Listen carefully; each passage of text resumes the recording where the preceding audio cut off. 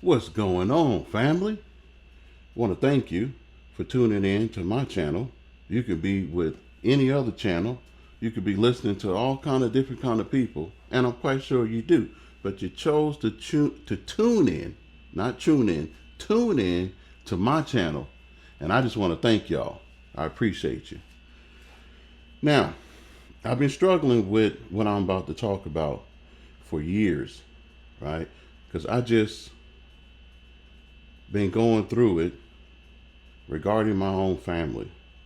And when I say my family, I'm talking about my father, my uncle, and my aunt. Okay? And it's been years since this situation has taken place. Uh, I say 20, 2021 in January. My grandmother, she moved on to the next level. Okay?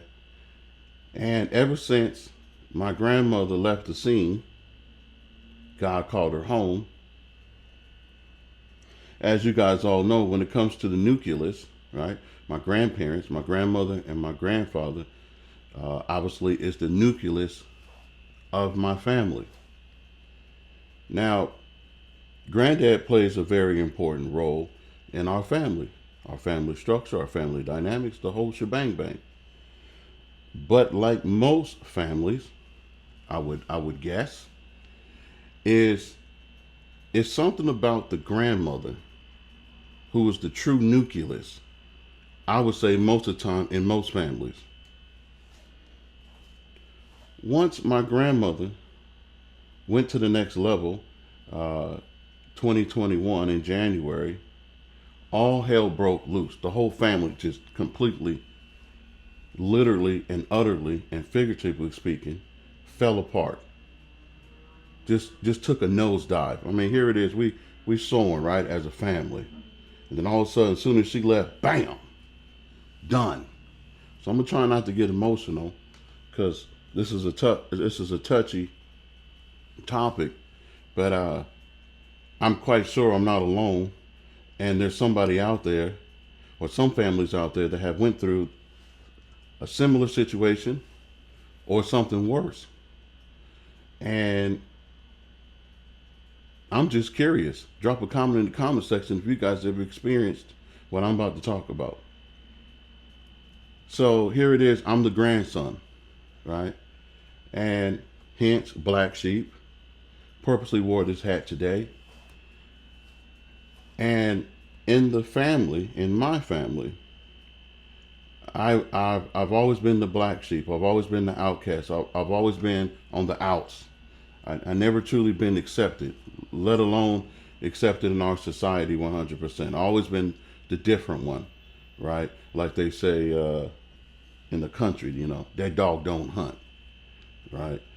Um, I hope I'm going to be making some sense as I tell you my experience with my family. So throughout the years, right, as I've been growing up from adolescent to high school, I've always been outcast. And, I'm the main person who talks about the elephant in the room, so to speak, while everybody else is walking around the elephant and pretending not to see the elephant. I've always been the outspoken one. I've always been the one that's like, yo, y'all don't see that? And I've always been shunned away and pushed away. And so my opinion of things really didn't matter through the years.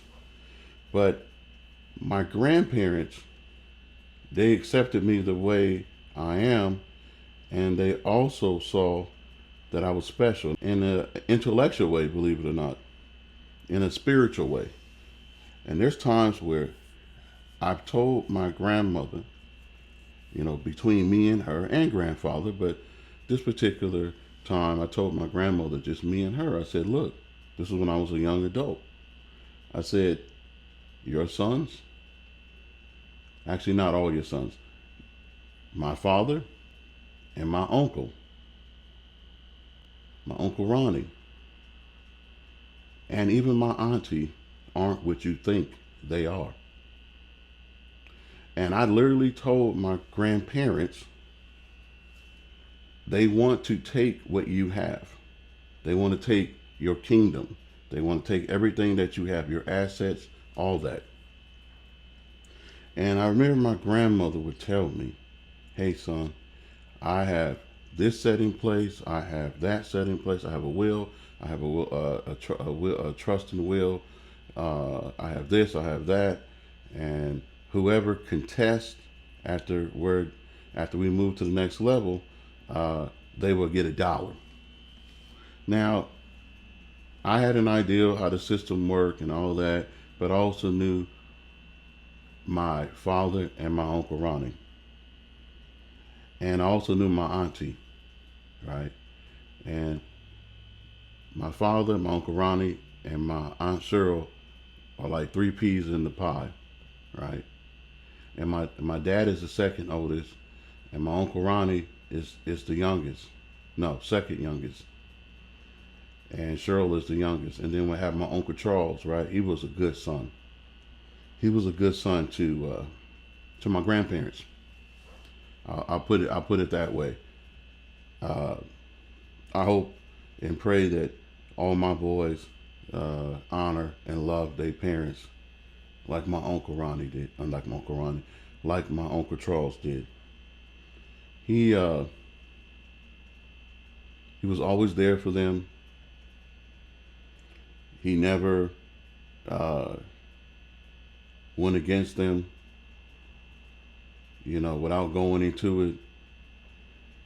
He was a good son. He was a good son. And I literally told my grandmother, you better watch those three, my father, Uncle Ronnie, and Aunt Cheryl. They're not who you think they are. I remember my father was very angry that my grandmother and grandfather put my Aunt Cheryl ahead of everything, the overseer, so to speak. I forget what it's called. There's a certain word for it. And the house would go to my Aunt Cheryl and also my Uncle Charles. And now, granted, we come from a Christian background, Christian family, Bible thumping family. And you know how they say, in my opinion, those are the worst. Not all of them, but some of these Christian, Bible thumping, holier than thou, but yet at the same time behind closed doors, the devils. And like I said, through the years, I've told my grandparents, look, grandma and granddad, you guys need to understand and look at these three individuals. And my grandparents knew or had an idea, especially my Uncle Ronnie, because he was one of them users, right? Always in the business, in some kind of network marketing business, always peddling some bullshit ass business. And I'm quite sure there's somebody out there that got an uncle or an auntie, what I'm saying, pushing all these different businesses whenever there's a family function. And my grandparents on the slide would tell me and my brothers, look, just listen to what he got to say. Don't buy nothing. Because you already know at the end of the day, he in one business today, and next thing you know, he in a whole different business, and whatever money you invested, you ain't getting it back, and let alone, it ain't going to be turned over. You're not going to get what he's promising you, right? We knew that. So he was always this freaking hustler that was always trying to get over on the family and people in general. Now you got my father, he thinks that nobody knows who he is, and he's slick, right? He's the mastermind, right? He's hiding right, behind everything and everybody, but orchestrating shit behind the scenes. And my aunt, she actually fooled me because even though I understood who my aunt was and probably still is, I gave her the benefit of the doubt because my grandmother and my auntie were like two peas in the pod. They was tight. Now my grandmother, she was like strictly spiritual, right? She was doing things by the book, you know. Was she perfect? No, she made mistakes. Same thing with my grandfather. Good people, right? Um,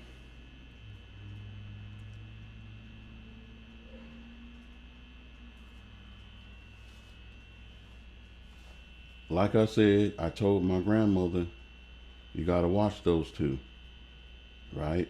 One is obvious, right? My Uncle Ronnie and my father is not obvious, but she was able to see both of them. I would say roughly 60%.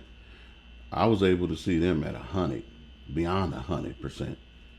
Um, like I said, my aunt Cheryl, she was more slick and sly, but she never fooled me. And I remember my grandmother always said, you know, when me and your grandfather go to the next level, your auntie is always going to be there for you. And I told her right then and there, I was like, look, Grandma, I love you. I love Granddad. But no, no, I disagree. I disagree. Cheryl only thinks about Cheryl. She ain't thinking about me. Uh, and I'm not worried about that, right? At the end of the day, I'm an adult. But I already knew that, like Grandma, no, no, not going to happen. And lo and behold, it was true. So I didn't want to be right about what I saw in my uh, my father, my Uncle Ronnie, and my Aunt Cheryl. I didn't want to be right. Well, to fast forward everything, my grandmother moved to the next level 2021 in January. By December, uh, my auntie told me, "Hey, um, I'm gonna go in for surgery. I think it was something cancerous or whatever." And come to find out, she was supposed to be there for like 2, 3 days. And in the meantime, I took time off from work. In the meantime, the plan was for me to look after my uncle, right? Because he was up there in age, and look after my grandfather. And at that time, he was 98.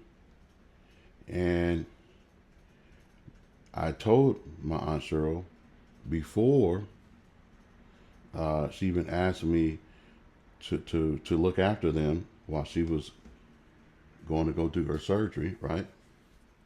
I told her, I said, look, you need to make sure that you get the house in your name. At that time, my auntie was living with my grandparents and my Uncle Charles. And I told her, I said, I had a dream, and this may sound woo woo, but it is what it is. I had a dream. And I had a dream that my uncle came and got me while I was living. This is in the dream. I don't live with my grandparents, but for some reason I was at my grandparents' house, maybe spent the night or whatever. And in the dream, my Uncle Charles beckoned me, summons my grandmother summons me uh, through my Uncle Charles, and my Uncle Charles came and got me, and it's a two-story house, right, and that my grandparents had. And in the dream, I was walking up the stairs behind my Uncle Charles, and I saw my grandmother in my dream. My granddad was up there, and I looked around, and I'm thinking to myself in the dream, where's my uncle? Make a long story short, without going too deep in that dream, I was concerned that I didn't see my uncle. So uh, after I woke up from my dream, I was trying to figure out what did that dream mean, right? What is it trying to say? So I was trying to decode it, and I walked away with that dream that something isn't right, and I was concerned for my Uncle Charles. I was thinking that he was going to move to the next level soon. That's how I felt about the dream. And I told my Aunt Cheryl the dream, and she kind of shrugged it off. But I also told her, look here, this is before she had her surgery. You need to get the house in your name, because I also had dreams and visions and thoughts years ago that my father and Uncle Ronnie is going to try to take the house somehow. And of course, my aunt was like, well, they can't do that because grandma has this, grandma has that. And plus, um, she said, I'm going to get it in my name. So I said, well, you need to hurry up and do it. And come to find out, she had to have surgery. And then I reminded her again before she had surgery, way before she had surgery. I said, look, make sure you get in your name. And then so she told me, because I'm the one who took her to go get her surgery done. And I'm thinking she's only going to be there for maybe like 2-3 days. And I take her to the hospital, right, to get her all, get so they can get her ready for the surgery. And I'm thinking I'm going to be looking after my grandfather and my uncle for roughly 2-3 days, maybe a week max, right? Because my auntie got a heel, right? And you're from the surgery. So she gets the surgery, and I'm looking after, at the same time, I'm looking after my granddad and my Uncle Charles. And I get a phone call after a couple days. Hey, from the doctor, your auntie had a stroke and she can't talk, right? It was a lot going on. And I was just like, what? So I let my wife know, and she's at home taking care of the kids and doing what she needs to do. So I got more time off from my work because I don't know how long this, like, I don't know what's going on. Once I found out all this, I was just like, damn, my grandmother just passed away, and everything is just literally falling apart. She passed away in 2021 on January. This took place the same year, December. And I literally felt like you're in a boat, right? And there's one, like you ever see those cartoons where there's just one hole and water's just coming up out of the boat, and then you plug that hole up, and then another hole takes place, you plug that one up, and then three or four more at the same time, and next thing you know, you're like, oh shit, we about to sink. In this case, I dug my heels in even deeper, right? So as I'm taking care of my grandfather, my Uncle Charles, and I'm also visiting my Aunt Cheryl.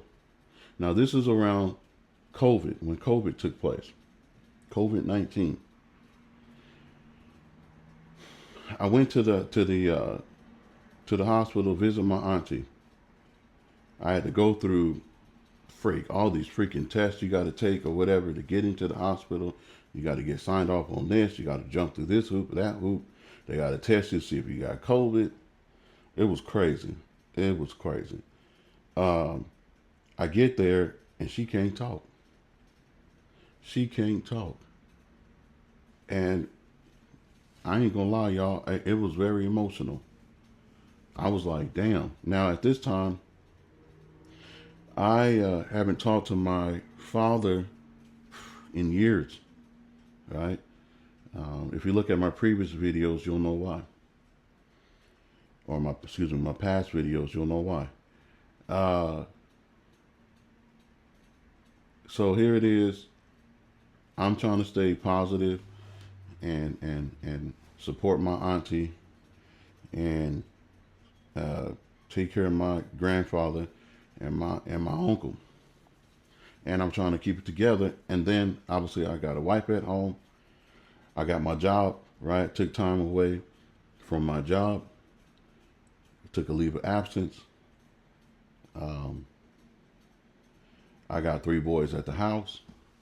We had just bought a little pug at that time. So it was a lot. So I do what I can to encourage my auntie, even though she couldn't talk. So I eventually leave the hospital to go back home to my grandfather and my uncle. Now, my granddad was 90, roughly 97, 98 years old. He was in the war in the past, got his leg blown off. The man was a trooper, right? He retired from McDonnell Douglas. He put in his time. And my grandfather asked me when I got home, hey, grandson, he's all happy and excited. He's like, because I'm there. I'm not just coming through to visit, right? I'm looking after them. And he asked me, hey, look, grandson, how's my daughter doing? I had to let him know, how did the surgery go? And I had to break it down to him, let him know what was going on with that. And you could tell he was concerned, kind of scared, but he put it in God's hands. So in the meantime, they were happy that I was there because they were getting food every day consistently. And it was on time. Breakfast at a certain time, lunch at a certain time, and dinner at a certain time. And before I came into the picture to look after them, my auntie used to do it, but she also had to work. So there was times where in the past my uncle and my Uncle Charles and my granddad would eat late, or my granddad likes to call it, shit food, right? Fast food. He was used to grandma cooking, right? And then my granddad used to cook too, and as he got older, he slowed down. So then I started to cook some stuff for them, but it wasn't the same. I cooked them breakfast, lunch, and dinner, and it wasn't the same. And then my granddad, he wanted me to put a whole lot of salt on it, shake a whole lot of salt. And I'm like, hell no. Hey, nothing gonna happen to you on my watch. And all he wanted to do was drink coffee. And I got a chance to kind of sit with my uncle, my Uncle Charles, spend time with him also. And I noticed something wasn't right. Like when I would, I have a fresh pair of eyes because I don't live there, right? I visit throughout the years off and on, but I haven't lived there in a long time. So, and my auntie was working, so she would only see them for so long every day. And I asked my uncle, I said, look, man, why do you go to the bathroom so much and is everything good? And come to find out, he couldn't piss. He said he hasn't pissed for like 3 days. I said, what? I said, have you told Aunt Cheryl when she was here? He said, yeah, but she said she would take care of it, and she never did. And then there was some other stuff. And so I called my wife up, and I'm like, look, I'm going to need you to come to the house, come to Granddad's house, and watch Granddad, because I'm going to take my uncle to the hospital, see what's going on with him, because he don't look good, right? And she eventually comes, my wife, and looks after Granddad. I took my uncle to the emergency room, and they ran tests and whatnot. I think hook him up to the EKG, and they were like, look, we really don't know what's going on with him. we need to take him to a bigger hospital, a main hospital, a regional hospital, if that makes sense. So they put him in an ambulance, and I told my uncle, look, man, I'll meet you there. Now I'm concerned. So here it is. I got an auntie that was supposed to have some kind of surgery regarding cancer, and then it turned into she got a stroke, can't talk now. I got my granddad at the house, and I don't know if you guys know, but as they say, you know, as you get older, right, you go from a kid to, or a baby, to a kid, to a teenager, adult, and then back again to a baby. And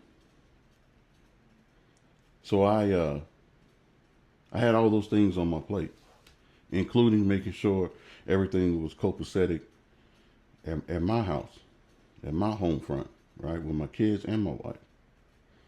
And so I get in my car and I follow the ambulance to a bigger hospital where it got all the equipment and everything, where they can really get down to the bottom of what's going on with my uncle. So I meet the ambulance at the hospital, and I check my uncle in and whatnot, handle the paperwork. And he eventually gets a room. The doctor talks to him and whatnot and says, hey, so pretty much the doctor said, look, your uncle's in good hands. We're going to run some tests. We're going to figure out what's going on. You know, we got your number. We'll call you and let you know what's going on. So, you know, I give my uncle a hug, kiss, and let him know, look, man, I'm here. Hit me up when you're ready. Let me know what's going on.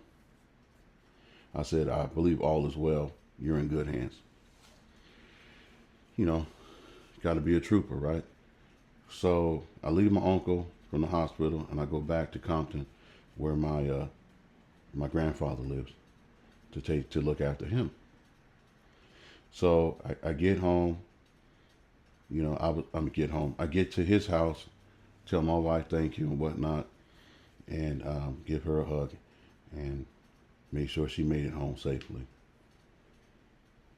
My grandfather says, "Yo, what happened? What's the update? What's the 411?" And I told him what's going on. He said, "Okay, good. I'm glad he's in good hands. You did good, son. Bye, bye, bye." Now, in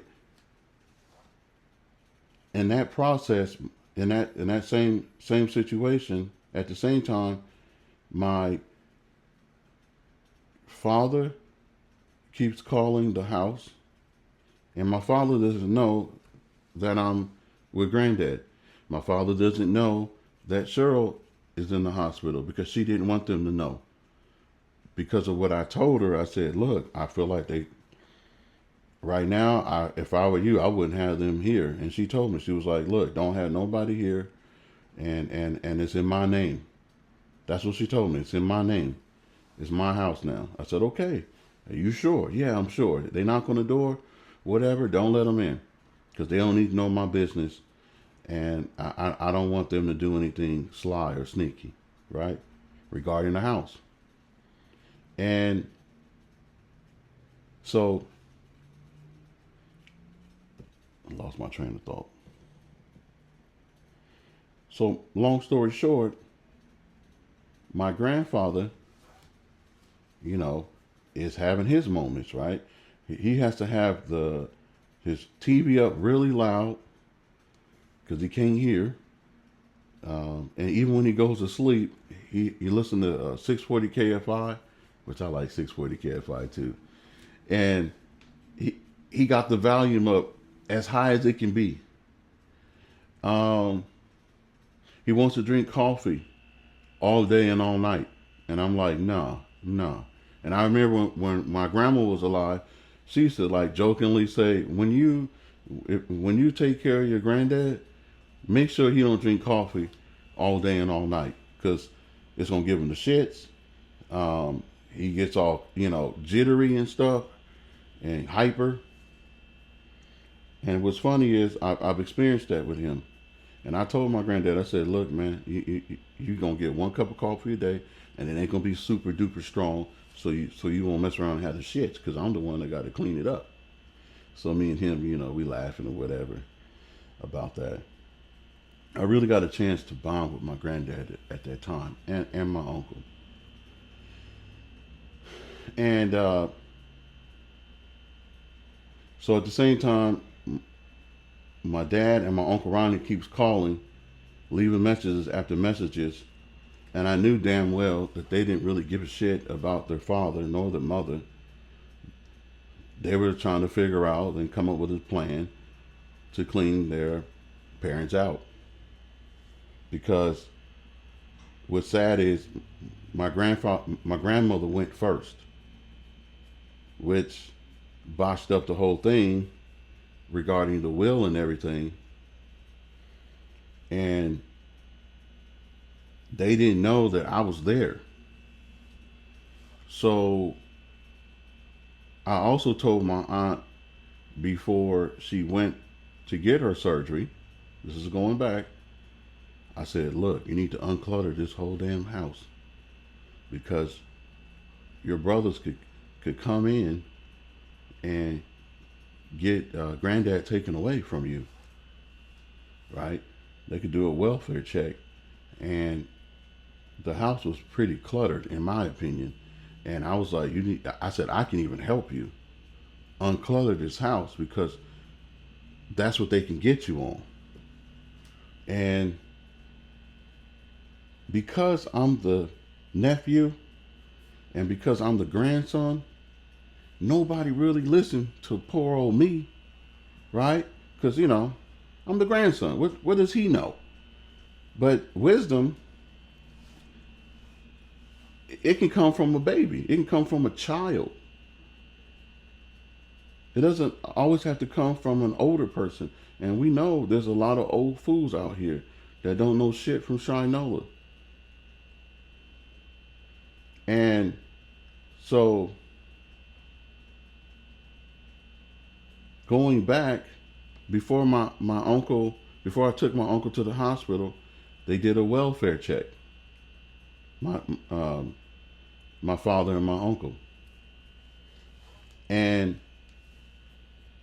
they knocked, they knocked on the door, kept knocking, kept knocking. So I eventually opened the door, and I said, "Look, uh, what's up?" And my dad, he was surprised, and my uncle was surprised. And they said, "Hey, I want to see my dad." I said, "Not today." He goes, "Why not?" I said, "Because Cheryl is having surgery, and she doesn't want nobody at her house. She don't want you guys at the house until she gets back." So that put me in a situation with my father, but I was already not talking to my dad, so I was, shit, what the hell? I ain't got nothing to lose. And you could tell they was pissed off.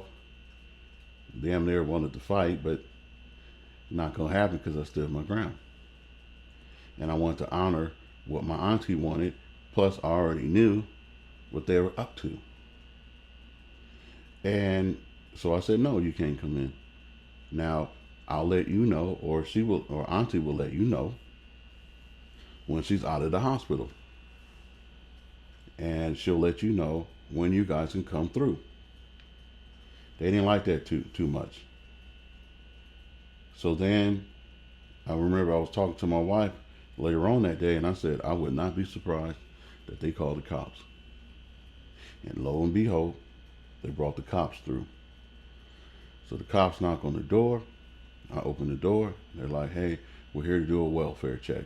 Now, I failed to explain to you guys before all that, since I was already there, right, at my grandfather's house, I literally gutted that whole house out because I already knew. I already knew. I already knew. And I don't know how I knew. The Holy Spirit, your higher self, I don't know. But I knew. And so all the extra stuff that was in every room, because it's a two-story house, I literally put in the backyard neatly.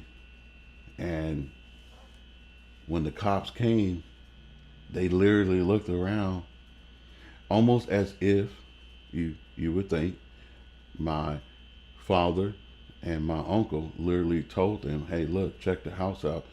It's unlivable. Like elderly people shouldn't live, it was beyond cluttered. It was like a hoarder's house almost. Um, and and all this, it didn't get nearly as bad, right? Before it wasn't that bad when my grandmother was alive, really wasn't. But then it just got worse since she left. So bottom line is, the cops checked the house out. They talked to my granddad. They said, "Hey, is your grandson holding you against your will? Is everything okay?" And my granddad was like, "Man, I'm having a good time. I'm with my grandson, and he's taking care of me. All is well." And he explained that at that time my uncle was there, right? I didn't take him to the hospital just yet. And my uncle said, "Yeah, everything is good." And I guess they gave my grandfather, my my uncle Ronnie, and my dad gave my grandfather a hug, and acting like they really give a shit about him and everything. And eventually they left. And then that's when later on I eventually took my uncle to the hospital and so forth. So again, he's at that. So later on, he's still at the hospital, at the main hospital, getting checked out. So now I done had my uncle come through and my father come through, and it was all awkward and weird. But I remember telling my wife, "I don't know what's going on, I don't know how I knew all that, how they would move and what they would do next." And I knew again that they would call the cops again. So they ended up calling the cops again in the future, and did another welfare check and another welfare check. And it was getting ridiculous. And my aunt ended up in the hospital, I think, for a couple of months. So at that time, I was trying to figure out what the hell I'm going to do. So eventually, the doctor calls me and tells me about my Uncle Charles. Say, "Hey, look, your uncle's sodium, I think he said, was too low. Or no, it was too high, and they're trying to get it down. And they said, we're working on it." Okay, so I got that call from the doctor, and I said, "Hey, okay, I appreciate it, doctor. I'm hoping all is going to be well." He said he'll keep me informed. So then so a couple of days later, I get another call because my uncle was in the hospital for about a week and a couple of days. So I get another call, and they said they're trying to resuscitate him.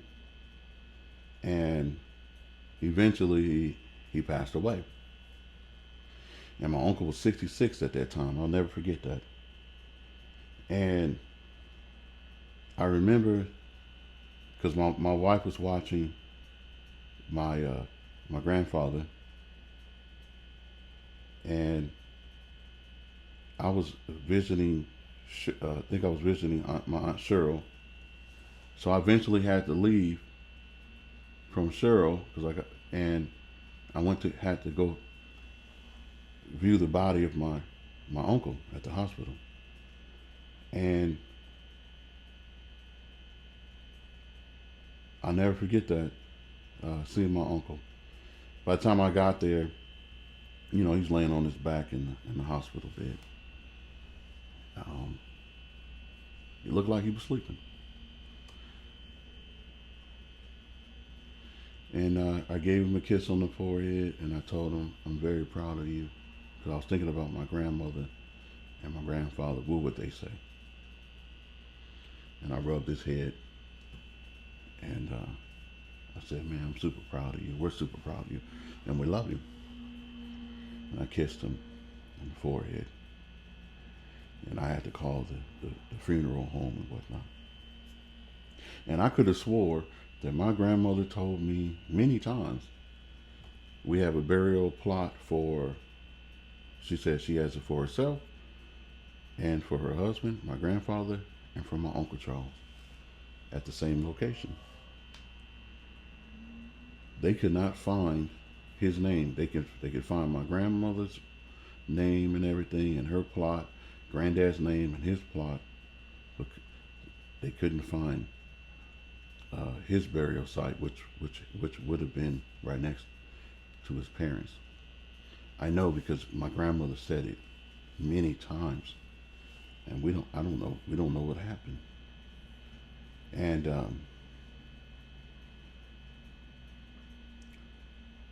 I had to come back home to my grandfather, and at that time, I think my auntie's uh, best friend, her girlfriend was there, and I didn't know how I was gonna break the news to my granddad, because at the time he was like 98, up there in age. He can't deal with nothing like that, right? But obviously, when you get that age, you got to be resilient, right? And I remember sitting on the couch in the living room, and he was like, "Hey, son," talking real loud. "How you doing?" "I'm good, Granddad." "How's everything?" "Everything's good, man." "Okay, good, man. How's my son?" That's what I wanted to talk to you about, Granddad." "Okay, speak up, son. What's up? What's going on?" And I said, "Hey." So I said, "Let me turn the TV off." He was like, "Okay." So I turned it off. And I said, "Look, man,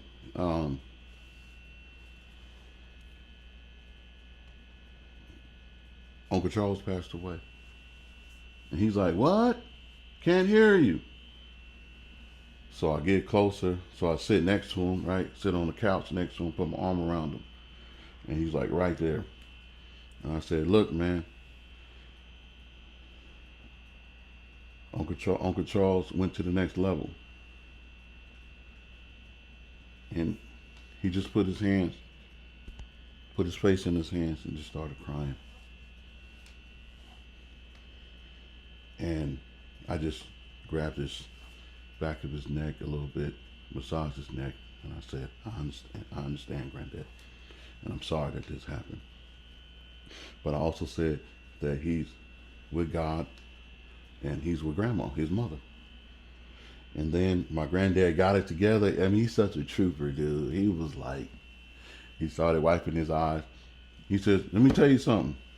Um, I don't want the funeral needs to be real long and all that. Just make it quick." I was thinking to myself, God damn, my granddad a trooper. So I could tell he was sad and hurt. So I was like, "Look, man," because I was trying to cheer him up. I was like, "Look, remember I said you can only get one cup of coffee a day? Because shit, I don't want you shitting all over the place. Because I'm the one got to clean it up." So he's laughing, carrying on, because I'm trying to get his mind off of it. And I'm like, "Look, look, man, you can get a nice big cup of coffee today." And then he's from Louisiana, so he was like, "Look," I told him, I was like, "Man, I'm gonna get you some of that the beans and rice from Louisiana. It's on me, man. I'm gonna hook you up." I was like, "Well, what kind of dessert you like?" And he was like, "I want some pecan praline and all that." And it took his mind off it for a while. He was happy. And then he's a Christian, so he already knows at the end of the day, it's going to happen. It's just a matter of time. But I can only think about, damn, he just lost his wife, less than a year at that time, and now he just lost his eldest son. And I remember when I got him all ready, right, to get go to sleep. I remember he called me in the middle of the night, because he's used to calling his son right in the middle of the night when he needs stuff. So he calls me, "Charles, Charlie." And I kept hearing them, so I got up. I'm like, "Hey, Granddad, this. Remember?" He said, "Oh man, appreciate you, Charles." And I said, "Granddad, it's me. It's Michael, your grandson." And he was like, "Where, where's, where's my son?" I said, "Granddad, remember? He went to the next level, because I don't use that word, right?" And he was like, "Oh, yeah, that's right." And I remember he started crying again.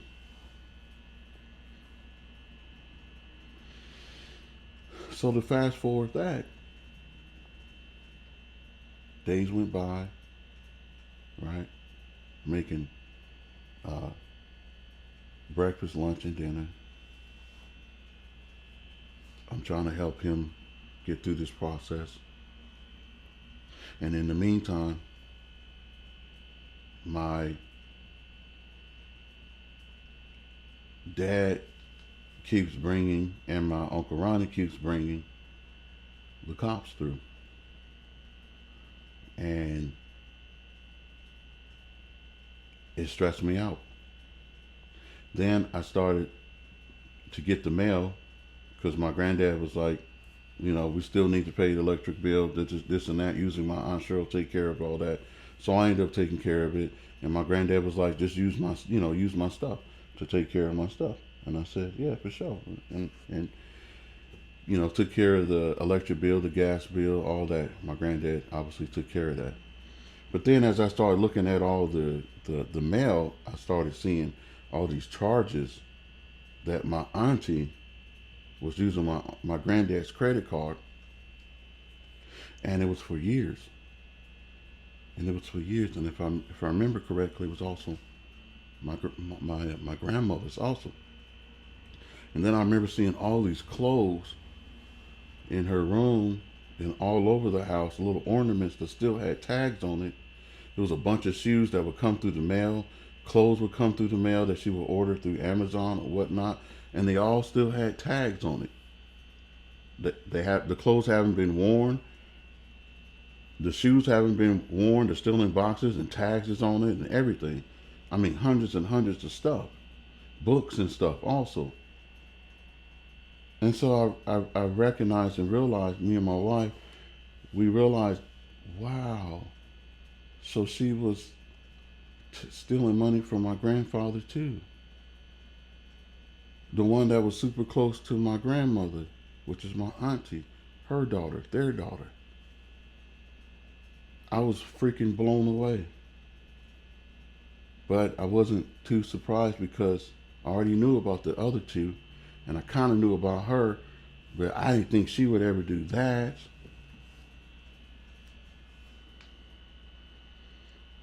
So that's why I say in my past videos,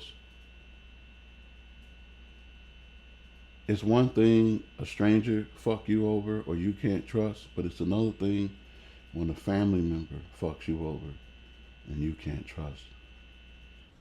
It ain't nothing like that kind of betrayal.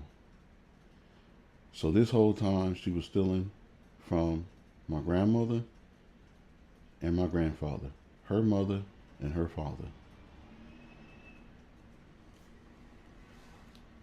And I didn't know what to do with that. I remember talking to her girlfriend. She was like, "Don't judge her on that. She probably has some kind of sickness or whatever." And I was just like in my mind, bullshit. That's fucking wrong. That's fucking wrong. And so at the end of the day, because my grandfather kept like, he loves his kids, but he sees, right, to some degree through them.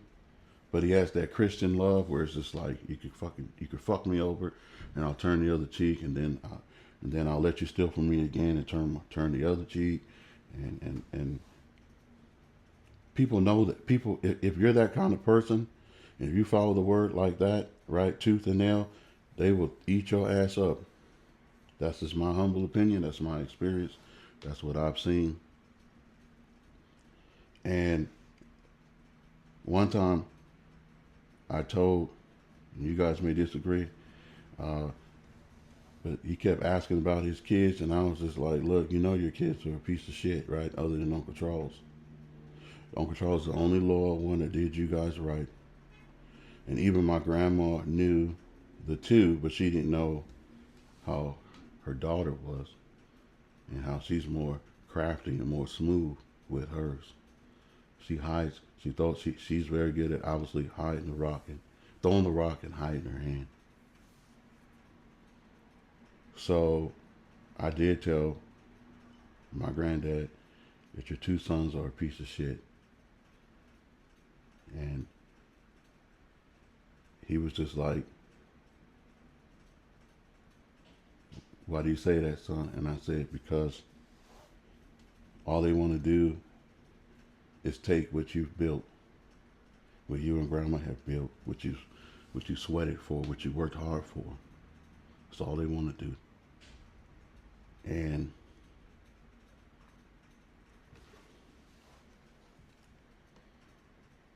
I could tell that hurt him, but he got past it.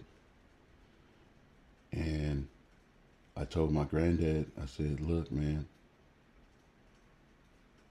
I'm going to have to take you to my house because they're going to keep harassing me and harassing me.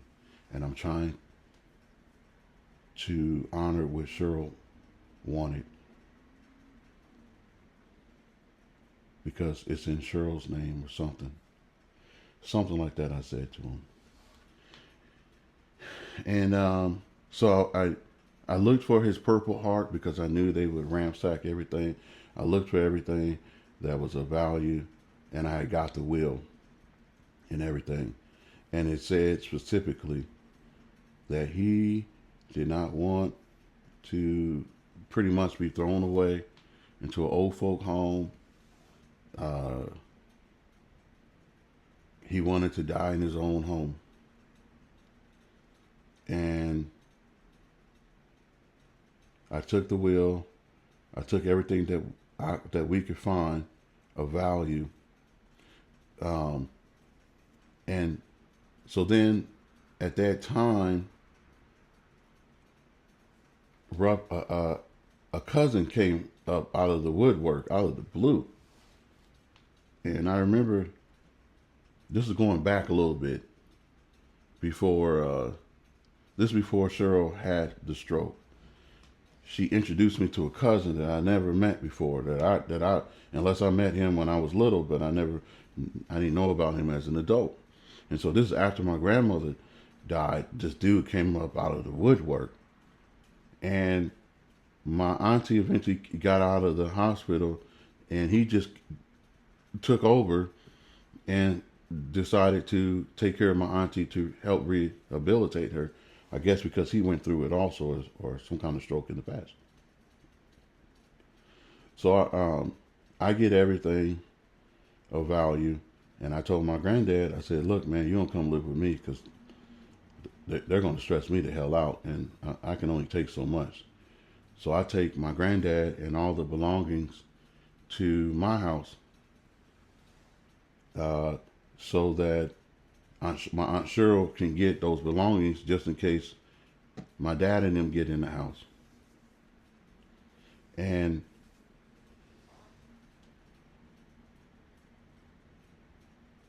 so I bring my granddad to the house, to my house, and now my dad is calling me right over the phone. Hey, look, I want my dad. Um, and then my uncle Ronnie, he was calling me saying, I want, I want to talk to my dad, and I also want to take care of my dad. And my granddad told me, and I got it on video. He was like, "Look,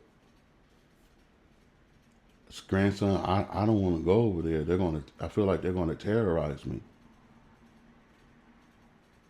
And I didn't want them to keep bringing the cops at my damn house.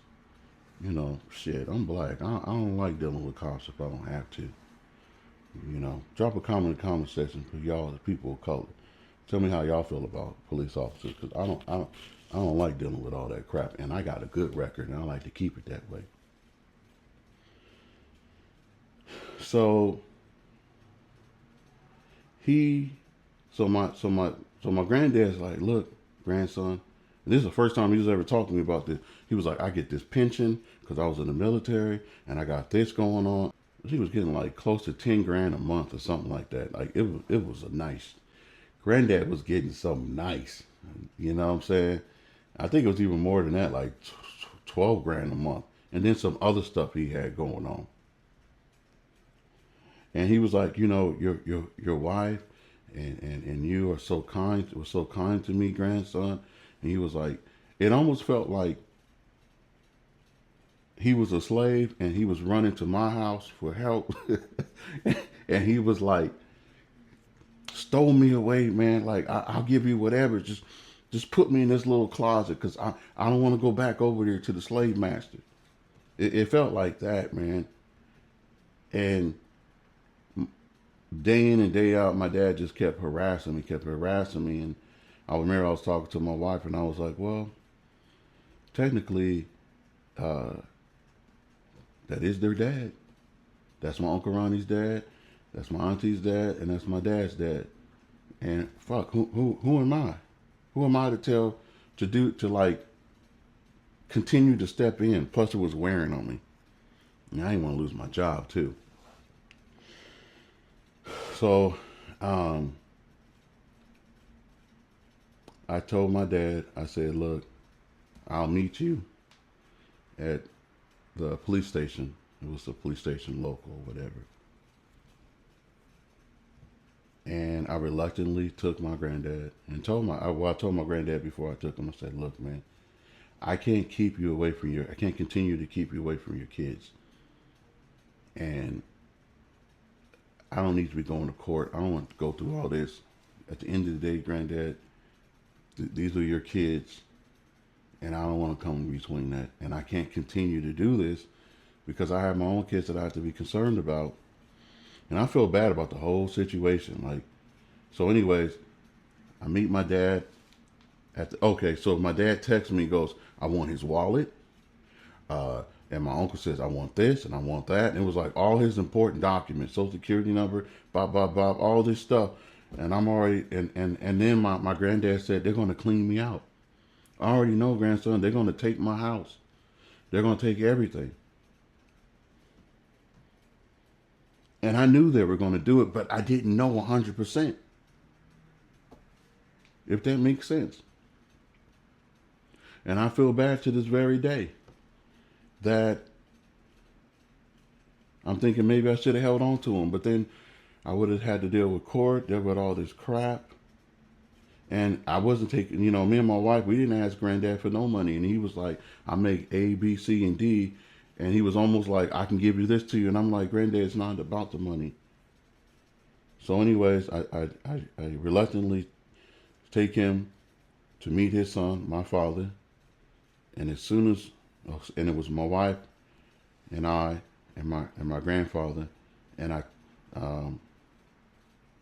we went to the police station in the parking lot and, exchanged them. And so we took him to my dad's truck. And of course my dad's all smiling and happy and shit. And in my heart of hearts, I knew it. He was gonna clean them out. So I helped my granddad get in the truck. It was a pretty big truck. And my granddad put his, and I never seen him cry only but those 2 times. And he put his hand down and he cried in his hands like a newborn baby. And I looked at my wife and I was just thinking, what the fuck did we do? We threw him in the lion's den. And I felt bad. And we told him we love him, and I knew, I had a feeling I probably wouldn't see him no more. Because me and my dad wasn't talking. I wasn't talking to him. So then we found out later on that my Uncle Ronnie took him, right, and started taking care of him, but also helped himself with my grandfather's money. and bank account and everything. That's why they was asking for his ID and social security card and all that important stuff. And to make a long story short, they obviously got him to change up the will, to revise it. Um, Took his money. So all the monies my granddad was getting, it was going to my Uncle Ronnie. And my granddad was living with my uncle and living off of my grandfather's pension and everything. And then they put him in an old folks home. And I guess my uncle was using my grandfather's money to pay for the old folks home, but at the same time, whatever was left over to pay for his living situation. And then, if my memory serves me correctly, my granddad eventually wasn't eating or whatever. And then by that time, my auntie um, left from our cousin's house, right? Because he was taking care of her, rehabilitating her. And so by the time I got in contact with my auntie and told her everything, she came out, right, from up under my cousin and being rehabilitated, and she had nowhere to go, right? Because my dad and my uncle, Ronnie, sold the house, right? Because if you think about it, they got the cash cow. They got the goose who laid the golden egg. And I'm quite sure they probably buttered him up with my grandfather. They probably buttered my grandfather up with little trinkets. You know, hey, we get you Popeyes every day. Oh, you want some sweets? Oh yeah, we get you the best coffee. But at the same time, hey, we need you to sign this document. We need you to do this. We need you to come with us to the bank and do A, B, C, and D and have us be over all your shit. And so my auntie's car was sold. The house was sold, and from what I hear, was a short sale. I think the house was more than it was way over 500,000, and I think they had got 200,000 each. My uncle got 200,000, and roughly give or take, and my father got $200,000 give or take.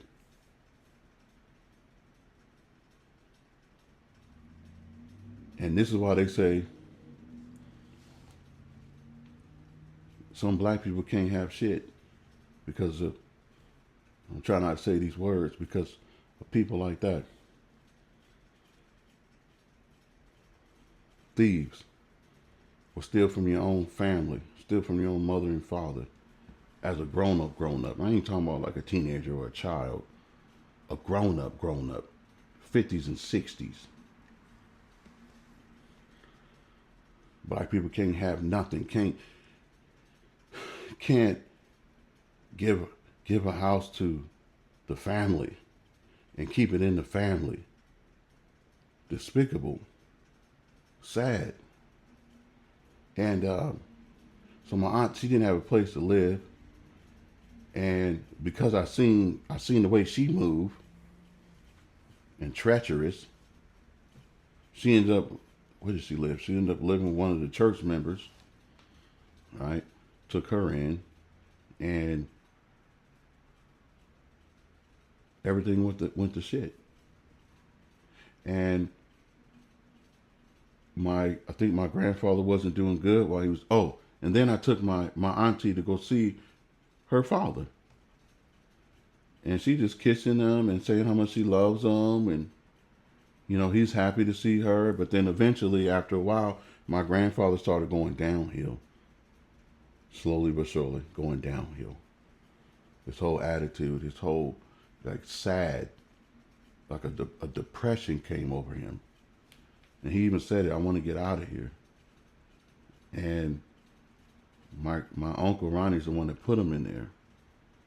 And then as he went downhill, I don't think he was eating or something, so they ended up putting him in the VA hospital. And I remember visiting him several times, and the nurses was telling me he's not eating. Now, granted, he's 98 years old. And I said, look, Granddad, if you don't eat, what you think is going to happen? He was like, I'll die. I said, that's what you want? He said, look, they took everything from me. And he said, I love them. And he took everything from me. And I started crying. Shit. I hugged him and kissed him and told him, I'm sorry, man. And he eventually, like, in time, just stopped eating and started withering, slowly but surely withering away. And he eventually went to the next level, and my aunt didn't even tell me. I found this out through other people.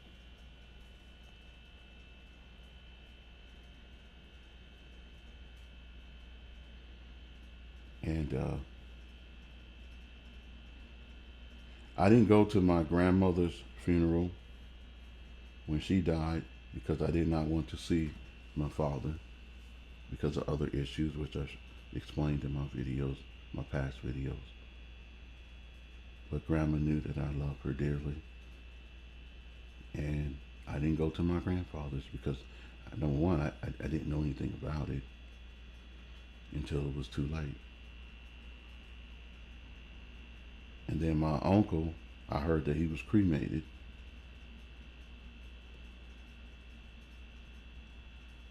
So the whole point of me bringing all this up and sharing this with you guys, this is one of the reasons why I stay to myself.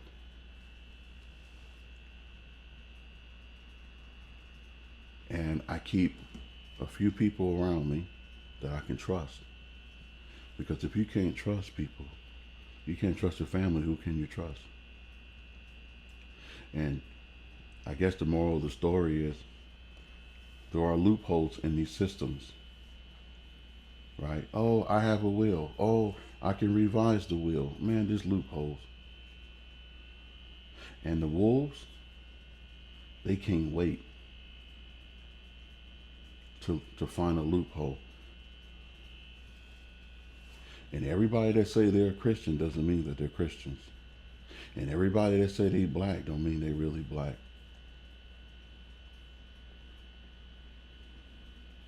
And I know someone in the comment section is going to say, well, white people do it too. Right? Yeah, you're right. They all do it.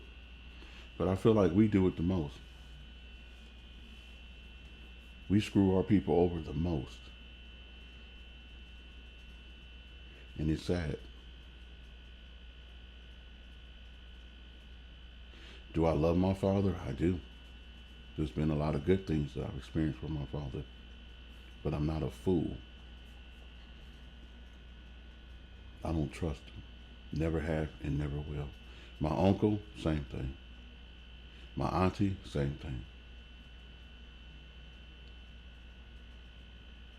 If you guys have any stories, anything remotely close, drop a comment in the comment section.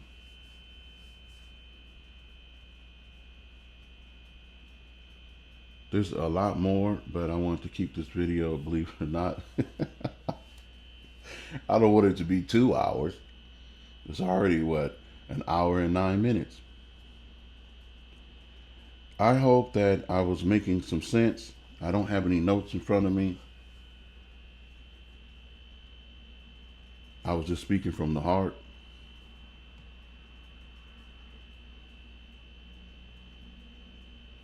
Unfortunately, this is how black sheep are made.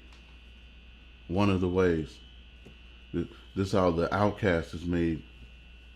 Misunderstood. But how did I know all these things?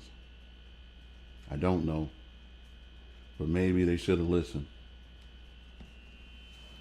It goes to show you age is important, but it's not everything. You can even learn a lot from a dummy. This is Mike Chevalier, keeping it simple and precise.